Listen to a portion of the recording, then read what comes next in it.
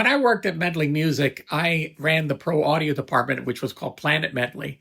And I always invited the salespeople from the music store to get more involved in pro audio so they could make more money. But nobody really took me up on it, except one time that the music store hired this girl to sell keyboards and audio at the other side. But she was quick study. She could see that most of the money was going through my department, and she just kind of became friendly with me. And she came over and to my side, and she just kept asking me a bunch of questions.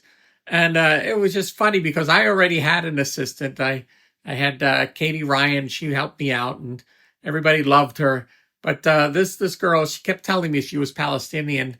I didn't really care, but she kept on telling me that over and over and over. But she was very aggressive. And she said, listen, I'll put on a frilly dress if it'll get me to work on this department over here. And I know one day you're going to die, so I want to learn this whole business. And I thought, oh boy, aggressive's one thing, but a little over the top was another. So I took her under my wing. I took her over to the Bon Jovi's house to see what we were doing over there. And the whole time she was trying to convince me that I need to hire her on my department, but I don't. I had an assistant, and she was doing great, and that's all I needed. And I really didn't have any more room for another office.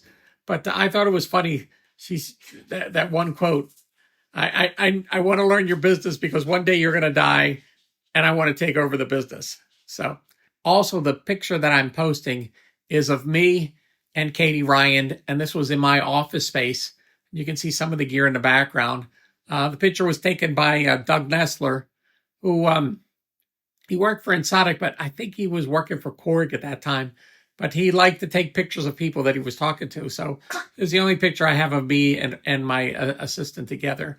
And I was always busy. She had her office next to mine, and she kept on filling out these little pink slips of people I had to call back. And by the end of the day, that stack was like a good 2-3 inches. And I made sure I called everybody back.